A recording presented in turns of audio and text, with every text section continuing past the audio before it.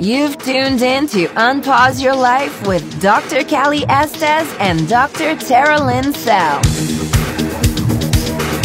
Your access to success strategies and more to help you move onward and upward with your life. Listen in each week as they interview others who have really taken their essence to the next level and truly unpaused their life. Now here are your hosts, Dr. Callie Estes and Dr. Tara Lynn Sell. Hey everyone, welcome to the show. This is Dr. Callie Estes, and I am founder of the Addictions Academy, the Addictions Coach, and Rehab Rescue. Welcome to Unpause Your Life. This is a great podcast where we showcase people who have done something extraordinary with their life. I welcome you, and I hope you enjoy all of our guests. On my way, found a reason to wake up another day. But they needed to show. You are listening to Unpause Your Life with Dr. Callie Estes and my trusty sidekick, Dr. Tara Lynn Sell. And we are on today with Dr. Ivan Rusilko, another doctor, that's correct. His specialty is medical weight loss, wellness, physical enhancement, and sexual health. And he specializes in creating healthy lifestyles that support longevity and improved overall quality of life through medically supervised and customized diagnostic and treatment programs with an emphasis placed on personal patient attention and follow-up. He's also known as the rock and roll sex doctor. Welcome, Dr. Ivan. Hello. So let's start off. Tell us a little bit about you and what you do and how you got into doing this type of medicine. So yeah, it was kind of funny. I was actually, I came out of accepted to physical medicine and rehabilitation at and during that time I was doing my residency. I had won Mr. USA, which is kind of a competition for the like a fitness model competition, which put me in Fashion Weeks and Formula Ones and all that. To where I saw that there was a certain demographic of people, such as celebrities, CEOs, very affluent individuals, who all wanted this kind of medicine to where they would feel better, look better, recover from parties, have better, just age better. But there wasn't a real niche that would actually feel it. So I kind of stepped out of the PM&R. I went into my own little lifestyle medicine, as I call it, type field, and then from there it just kind of propagated. I came to Miami Beach not knowing anyone really, and within 3 months I had set up a practice, and it kind of gone better than I had ever dreamed since then. So it's kind of fun because when you help people not only uncover what is wrong with them through diagnostic testing, I test everything from neurotransmitters to hormones to nutrition to just basic lifestyle things actually as well. And then when you can formulate into a program to where the results they get are near immediate and they're feeling better, and it becomes kind of a healthy addiction to, for them investing in themselves, which, is always their most important asset. So, from there, it's been kind of a unique road. We've gone down, I specialize a little bit more in the sexual health field just because sexual health is kind of the basis, I like to say, of everybody's health. So I kind of got extra certifications in that, and then I kind of specialized a little more deeply in that with a subspecialty in female. And then from there, it's just been kind of great living in Miami Beach. It's kind of the perfect place to do that. Yeah, I think you've got the corner market down here on that, because it's more, Miami's more about strippers, hookers, escorts, and cocaine and party lifestyle, and less about neurotransmitters and fixing your brain. So you're kind of the go-to down here. Yeah, it's definitely different. You're pretty much naked half the year. So everybody does want to look good with their shirts off. They want to have, everybody wears Lululemon. So of course, they all have to be in shape.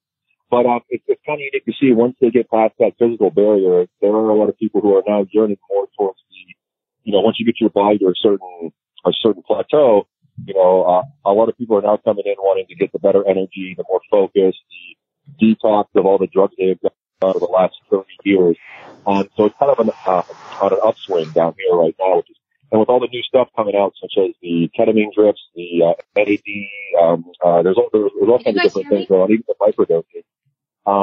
It's becoming much more, I guess, hip, if you will, to get your brain right and actually think span and more clear. Dr. Ivan, what's your mainstay of clientele base? So they come to you looking for what? And then what happens when they come to you? Do they start off coming for, I want a party, I want a better lifestyle? Are they coming to make the changes at this point?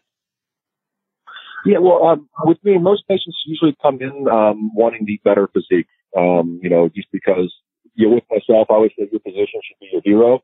So patients, I have to keep myself in shape year round. I have to kind of portray the part. So that's why a lot of physicians come to me, because that's kind of what I try to promote. Healthy living, looking good, feeling good, all that, nutrition, exercise.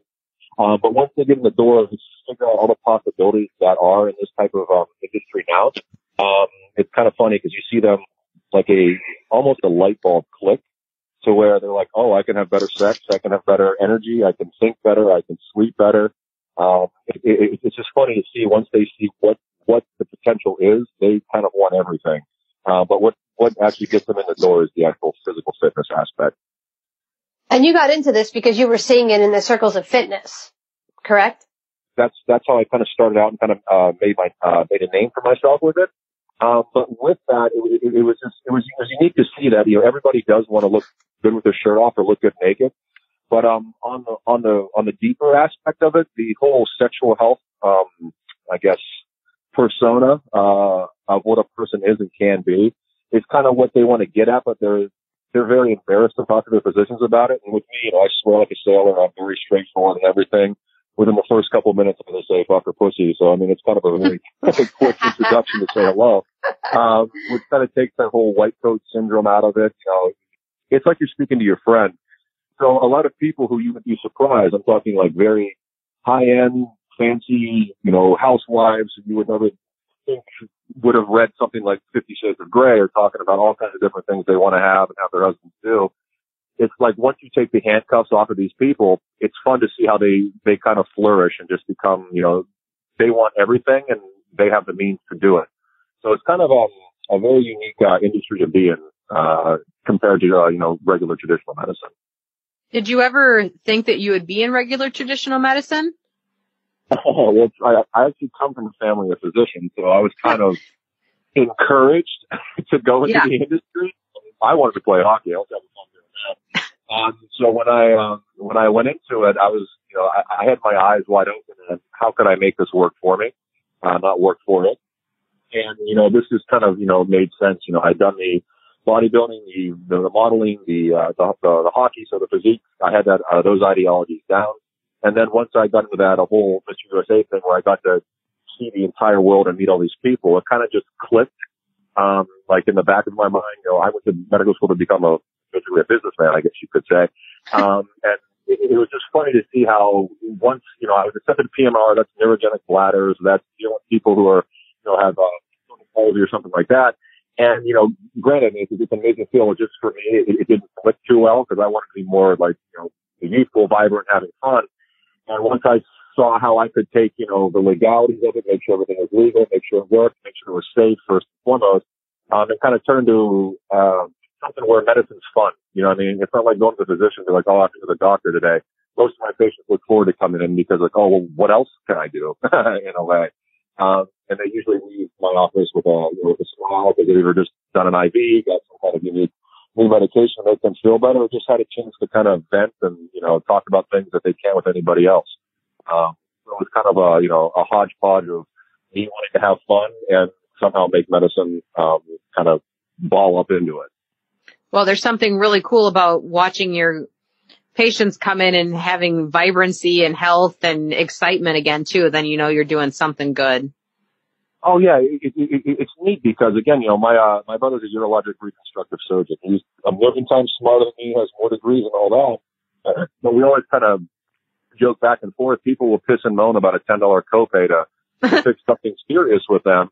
And then when they come into my office, they're like, can you take this wrinkle away or give me a better erection? They're just throwing money like it's nothing. Because it's more of a lifestyle aspect. And that's where I think medicine has kind of gone awry. Through medical school, I was taught a half a day on nutrition and a half a day on fitness and then 30 days on cholesterol medications, 30 days on diabetic medications. So it's kind of set up to where it's just, you kind of handicap the actual with it. So that the idea of when a physician or when a patient comes in and they actually have fun with it, say, oh, okay, I want to get, I want to sleep better, or, I want to get off of this substance, or I want to do this. It's just funny to see that these people are now taking control of their health, whereas they're, instead of just being drugged, driven down the whole medical pathway. So it's definitely unique and different, and I'm having one hell of a time with it. What do you think is one of the best lessons you've learned practicing this way? Again, I was taught this in my medical school, which was nice. It's treat the patient, not the lab. And it's amazing because when you really listen to a patient, I've been able, and again, I don't promote anything when it comes to cholesterol, when it comes to diabetes or any serious issues or whatever. But when you sit down and listen to a patient, you can help them with the health as kind of a side effect. But then if they want a better erection, okay, fine. Well, that does have to do with your, how your blood flows, how your vascularity is. You shouldn't be eating this. So you're kind of not tricking them in a way, but showing them if you want this kind of lifestyle, it's going to require this, which on the back end will help all the things that, if they're pre-diabetic, if they have, cholesterol issues, addicted to something, it's just kind of fun to see how a patient, when they kind of figure out, okay, this is my health. If I want this, it's going to sacrifice this. So it's just been a really fun road. Every patient's different. I just picked up a patient now. She's 90 years old. She was brought in because she was, actually her daughter brought her in. And my whole thing is I like to test a lot of things that physicians won't usually test, because the patients who come to me are involved with Mayo Clinic, they're involved with Cleveland Clinic and stuff. So they've had every basic test run for them 1,000 times. If they haven't been checked for mercury, they haven't been checked for candida, they haven't been checked for nutritional deficiencies. So we went through with this woman and we found she was severely anemic, which I was surprised she was. She also had mercury toxicity and extremely low testosterone. So just through fixing those, I just went down and saw her the other day. Her mood has changed. She's remembering things now. And her family has just seen this huge transition. And again, it was just basically giving her something that's going to make her feel more energetic and teaching her how to, okay, if you want to learn things, don't learn the same thing, learn different things. But just to sit there and have that opportunity to treat an Alzheimer's patient with a different type of modality and see actual results from it. I mean, that's why I love what I do, because it's different every day and it's a different symptom every day. And you get results every day. Yeah. No, it's cool. And again, like you see them right away, because I mean, like fixing your cholesterol is not fun, but making sure all of a sudden you have a full night's sleep, that's something that's going to impact the person, which then, I always say that the whole mind-body connection, I mean, I think it's 100% correct that if you feel good, your body's going to actually function good as well, and vice versa mentally. So again, just to see those two things click together. And again, it's about giving the patient something that they're going to be like, wow, like they get that immediate feeling or that immediate result. It turns into that healthy addiction to where, okay, this is my body. I'm in it 24 hours a day. Why not make it a Ferrari, not a Pinto? So it's always kind of funny to see that when it finally clicks. Yeah, I saw, I was kind of, stalking you on Facebook the other day before the interview happened. And, I apologize for everything. Oh yeah, I apologize in advance for what you saw on there. I actually saw a video of you, helping your mom, I believe. You were giving her an IV. Oh, yes. Yeah, my mom's a trooper. Yeah. It was funny because I came out and, my brother is probably one of the smartest people I know. And he did not like at all what I did from the beginning. He didn't believe in it. Yeah. He didn't know what it was. And then after he saw what had happened with my parents, like how I put both my mom and my dad on the program, like the full big shebang, everything. My mom came off certain rice medications. My dad dropped some of his heart medications, and they lost weight. They were feeling better. And it was just funny to sit there and see, as a traditional physician who was starkly against it, kind of see that transition in something personal in their life. And it was funny because I went up last Christmas, and his wife kind of asked, "Can you maybe put us on a program?" That's so funny. It was just kind of unique to see. That's cool. I didn't see that video. I've seen the shark diving and the concert watching and all the other crazy shit, but I haven't seen that. The one thing about your mom was the look on her face. It was priceless. I was like, she took that needle without anything. She's like, go for it. So, my mom is definitely my best friend. So, I mean, she's a rock star. Oh, that's nice. It's pretty cool that they are all about what you do now too. I mean, that's true support. And do you find that there's pushback from the medical community, or are you kind of like a a rogue, doctor gone rogue or what? No, I take great pride in it. I tell everybody that I'm probably the most unique physician among physicians you will ever meet. Because, my whole thing is, I'm actually doing something called no bullshit medicine. The whole concept is you have to make your physician accountable for what it is. So, if someone prescribes cholesterol medication without a diet, I'm the first person to call bullshit on that. With the whole thing. So, I do get a lot of pushback. Why are you giving women testosterone? Why are you, prescribing things such as IGF-1 and these peptides and all that? And then when you boil it down to it, common sense medicine is the least practiced medicine out there. If a woman comes in, she's not happy, she's depressed, she can't lose the weight like she used to, she has zero libido, and her testosterone is in the shitter, and then a physician has an issue with replacing testosterone back to a normal level, not bodybuilder where it's going over, just a normal level, and they have an issue with it. To me, I think that's bad medicine, because that patient came to you asking for specific things, and just because some studies from 1920 say, women A, B, C, and D, it makes no sense to me. So, I prescribe more testosterone in women, and it's the most amazing thing to see, because it fixes half the things that they come in for, premenopause symptoms, issues with their husbands, libido, all that kind of stuff. And it's just a situation where I know when I have a new patient come in, I say, show this to your physician. I'll happily go over it with him if he wants to. I know he's going to tell you it's crazy and it's stupid, which I'd say 75% of the time it does. And I'll get in screaming matches with another physician happily. But once the patient actually goes in the program, it's pretty, irrefutable where it is. But yeah, I'm currently right now, I'm probably not the most likable physician among the medical community, which I'm perfectly fine with. Yeah. As I said, which makes you completely badass. So that leads into Dr. Tara's question that she asks everybody. Everybody gets this question. Okay, but it has to be outside of what you do, because I already know that what you do is pretty awesome and badass. You've already stalked his Facebook. Have you not seen him with the alligators in the cages and hunting sharks and jumping out of planes and all that other shit? Most of the people that I ask this question to don't think that that's as badass as everyone else does. So I want to know what you think is the most badass thing you've ever done. Oh, okay. Well, it's funny. So, every birthday, I was like, when I turned 30, I wanted to, like, my birthday, I have a little piece of paper that says 30, 31, 32, 33, and my backdrop is something interesting.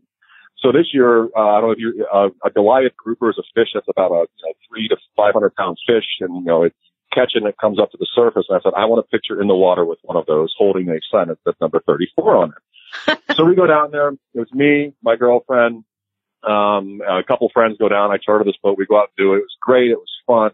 And then we get the idea to go spearfishing. And we're 70 miles out in about 150 feet of water around this kind of like light tower.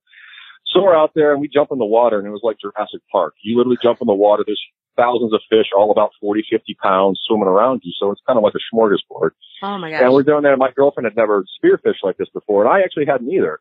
So we jump in, and we have a couple of the professional captains, doing it. And I go in and I shoot my fish when we come back. And then we jump in, and like 10 minutes earlier, my girlfriend had been like, I think I saw a shark. And we're like, get the fuck out of here. You didn't see no shark. Come on now. You're just being paranoid.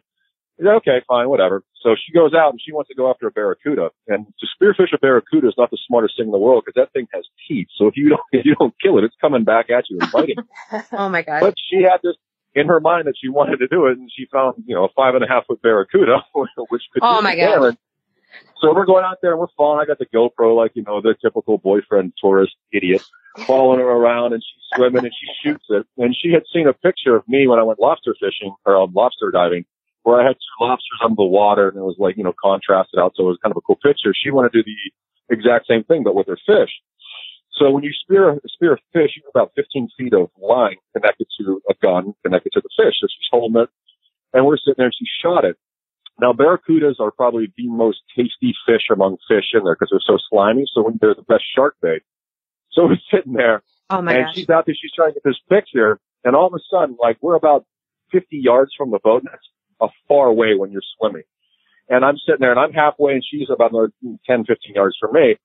And my biggest fear is being in water that I can't see the bottom and somebody yell the word shark. It's not so much, give me a scuba suit, I'm fine. As long as I can be in the water and see it.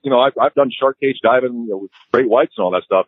But when I'm in a snorkel and I don't think, or I don't float too well, just because I don't have that much buoyancy on me. So I'm sitting there, I'm just like, what the fuck did he just say? And they're like, shark! So now I'm in the most terrifying moment of my life, okay? Because this is my biggest fear that just came to fruition. In the water, somebody yells shark, and I know some massive thing is coming up under the teeth. So what do? Do I swim back to the boat and be that guy who's like, come on, honey, get to the boat? No. So of course, I'm just like, well, I'm never going to hear the end of it. So I go over and I'm just like paddling as fast as I can to get her. Come on. I'm swimming. And every time I would sit there and say, come, a wave would roll over so she couldn't hear me. So she's just, you know, in Jaja land trying to get this fish up, and there's this fucking shark coming after her. So I finally get to her. I'm like, we gotta go. And at that exact moment, the guy screams, it's a bull shark and it's hot. Meaning bull sharks are the number one most, aggressive sharks in the world. And number two, it's hot means this thing is coming directly for you. So it's swimming at you to bite. So I'm just like, holy fuck. So we're just paddling back. We're going back. I'm like, come on. Actually, no, I'll give her credit. She sat there, and normally somebody would drop the spear gun. You know, get away, because that's what. Oh no, she's like, well, I didn't know how much it cost, so I didn't want to drop it. So now she's going to the boat with me. I don't understand that she's dragging the bait with her. So Oh my gosh. the shark ended up being 450 pounds. So this 450-pound monster is chasing us with her just swimming, you know, like this little Puerto Rican beauty queen running. So we get to the boat, and I'm sitting there. I was like, I went to jump on. I was like, no, I'm going to be Mr. Chivalrous. I'm going to let her go on first. So I threw her up on the boat, and that thing literally turned, and the video that's amazing, turned right at where we were and went down. So after that, we're on the boat. We have that adrenaline rush going, and then I'm just like, all right. Let's make a story out of this. We now have the most tasty shark bait in the world. We have a shark that's hungry. So we dropped it in, and then I ended up catching that shark, about 15 minutes later. So it was really cool. Yeah. Wow. So I was like sitting on the edge of my seat waiting, listening to the story. Insane. I wish I could show it to you. But the thing is, we were 70 miles out. So if that shark had bit her anywhere, just because of how big its mouth was, it would have hit an artery and she would have died. Like there's no getting away from that. So she now, she didn't really understand the gravity of the situation until we got on the boat and we were looking at it, the shark and stuff. She's just like, then, you know, the shakes started coming in and she's like, we need to get the shark break with us. So that was kind of one of my fun stories. That's like a true survival story. That's pretty badass. It definitely gets you adrenaline up. I will say, I almost think that that's probably the most badass story I've heard so far. Well, I wear that as a badge of honor. That's a badge of honor. We're going to put a special tag on this episode. Winner, badass story of the year. Oh, that's hilarious. Or we'll just tag you, hashtag shark bait. That's all we're going to tag. Oh my God. Let it go. Exactly, because she sure was. Oh man, that's a great story. Well, thanks for sharing that. The funny part is I know her and I can see her doing that in the water, carrying it with her, going, it's expensive, I don't want to get rid of it, and tagging the bait behind. So. Exact words. I'll text you guys or email you guys the video so you can actually see it. Yes. Oh, cool. It's amazing what our brains go through during times like that. Like, what do I do? Do I drop it? Do I keep it? It's expensive. Like everything goes through your brain. It's tremendous. My brain says, fuck that. I don't care how much it costs. I'm paddling as fast as I can and I'm stay in the water. I don't care. I'm out. And you're like pushing me down, kicking me so I get bit first. Exactly. That's over you on the boat.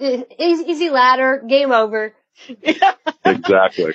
I'd have been like, my husband's name is Steve. Steve, you better hurry up. Like I'm coming to the boat. Come on, darling. Come on, hurry. Exactly. Good luck out there. Oh gosh. Oh, that's hilarious. Well, thank you. That was fun. Super fun. Very cool. So how can our listeners find you if they want more information, they want to hire you? Because I know you do privates too. You travel around and can come to people, and we have an international listener base. So if they want to find you, hire you, how do they reach you? Oh yeah, no, definitely.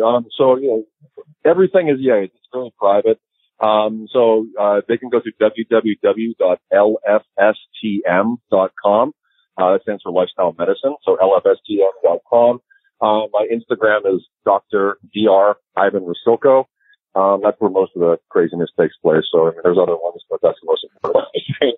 And then we are debuting this year, the No Bullshit Medicine, which is basically, I can kind of do lab testing, pretty much anywhere in the United States and in certain countries around the world, where it's kind of like a mail-in kit. And we're going to be collecting patients that way who can't either get to Miami or, are able to kind of get out of their box to get here. So it's going to be kind of a fun little thing once we're starting up there. Awesome. Very good. Well, thank you so much for coming on. We appreciate it. It was my pleasure. Definitely. I enjoyed it. Thank you for the question. I got to relive it again. I'm all like, nice. Nice. All right. You've been listening to Unpause Your Life with Dr. Kelly Estes and Dr. Tara Linsell. Enjoy your day, guys.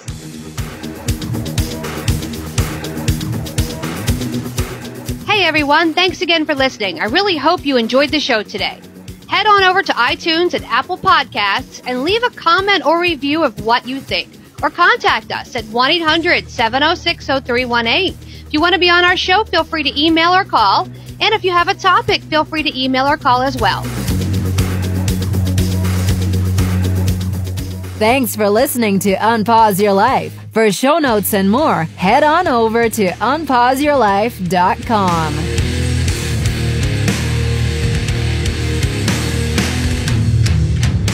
Big shout out to recoveryinnovators.com for help producing this show. Thank you, guys.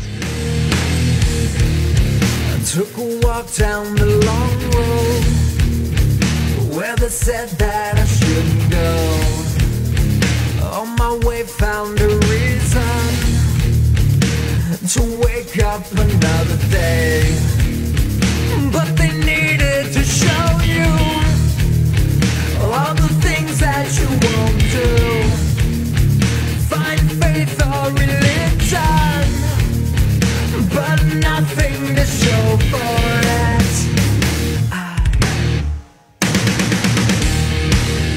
No need to escape in love with my pain.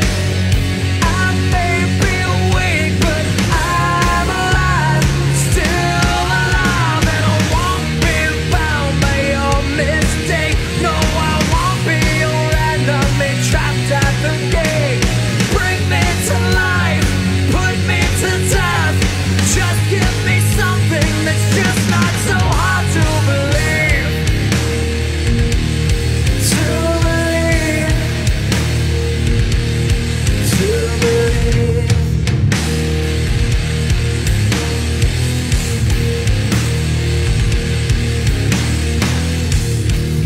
I took a walk down the dark road where they said that I shouldn't go. I knew the dangers of flying. Now I'm so far from